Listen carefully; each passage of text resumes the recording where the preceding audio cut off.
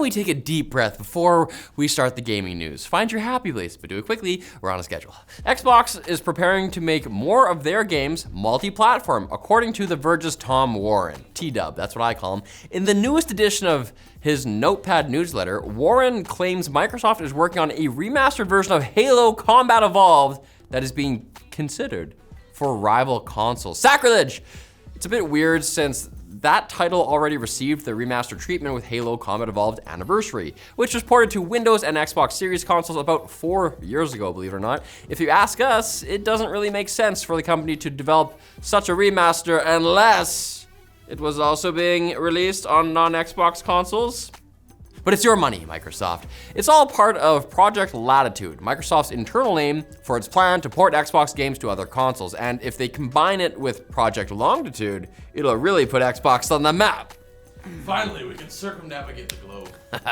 According to T-Dub, other games being considered for Latitude are Age of Empires 2, Hellblade 2, and even Starfield. Warren even claims the as-yet unannounced Doom: The Dark Ages, which is expected to be revealed at Xbox's upcoming showcase this weekend, may be launching simultaneously on PS5 next year. But Project Latitude isn't likely to come up during the company's event. Xbox has a lot riding on this showcase as a direct result of previously exclusive titles like Hi-Fi Rush recently being brought to other consoles. Xbox's very identity as a console brand is in question, and they need to convince gamers that whatever the hell is going on, there is a future for fans of the 23rd letter of the alphabet. It's X. According to insider Jeff Grubb, there may be hope. Grubb says Xbox will show off about 30 games and at least 5 will be world premieres. Very grubby of them. Destiny 2's final expansion, The Final Shape, launched on Tuesday, and reviews are glowing, at least from critics. According to reports, its environmental designs are some of the best the series has ever had. Unfortunately, not many players could see them right away due to the server having errors, but the ones who did could experience a story 10 years in the making. Forbes has called the DLC's campaign the best ever, featuring an engaging story that will tug on your heartstrings if you can actually watch the cutscenes. The emphasis was mine. In addition to server bugs, an error present at launch caused many players to miss important story cutscenes.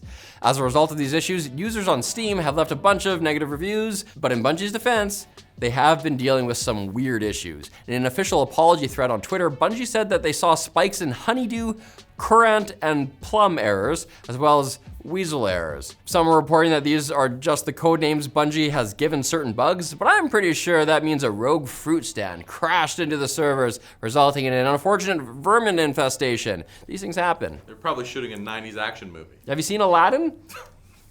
Upturned apple carts.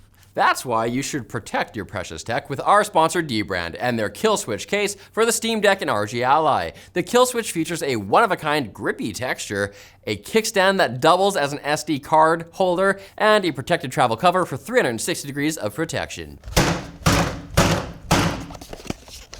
dbrand needed it to be 360 degrees to protect them from all the people they've insulted online. They even got me once. Just joking. Head on over to dbrand.com/killswitch and use the code GAMELINKED at checkout to get 15% off a Kill Switch case for your Steam Deck or ROG Ally. ROG Ally, I call it the Rogali. I've been assured these quick bits are 100% weasel free. However, there might be plums. Do with that information what you will. Cyan Worlds will be releasing a remake to Riven, the 1997 sequel to the 1993 classic Myst, on June 25th. Riven has been rebuilt in Unreal Engine for modern PCs, Steam VR, and Quests 2 and 3. In addition to updated graphics, reworked puzzles, and new story content, players will also be able to freely navigate a real-time generated 3D world, rather than click teleporting through a series of pre-rendered stills.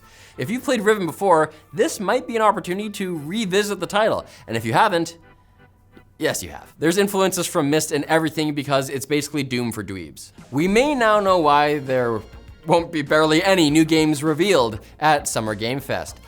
No one could afford it. According to a report by Esquire, running a 1-minute trailer at the event costs $250,000. Having said that, there are earned editorial placements given for free, usually to big reveals from massive companies, most of which just have their own shows now.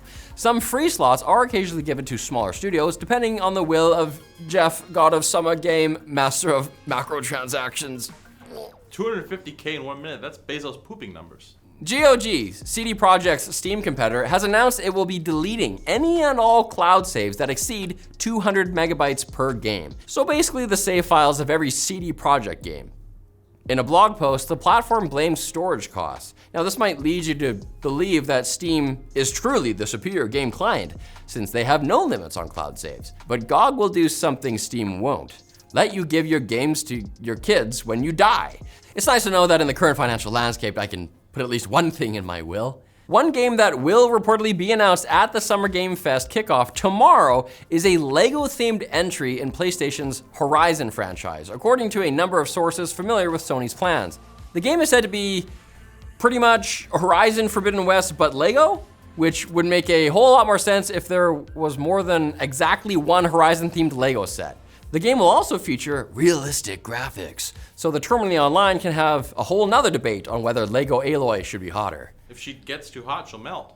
And Steam's Next Fest is set to run from June 10th to the 17th, but that doesn't mean we don't have a good idea who the frontrunner might be. To quote Tom Francis, the creator of Gunpoint and Tactical Breach Wizard, I love that the juggernaut game we're all dwarfed by, the baddest mother in the room, is Tiny Glade. That's what he sounds like. Tiny Glade is an upcoming cozy game with a storybook aesthetic and gameplay that involves creating a pleasant dioramas of castles and petting sheep. It's also on over 800,000 wish lists on Steam, meaning that this year's unstoppable indie baddie is just a big ol' softie. And I'll give you a big ol' softie if you come back, big ol' hug, if you come back on Tuesday for more gaming news. It'll have to be an air hug though. I'm an image on the screen, not a miracle worker.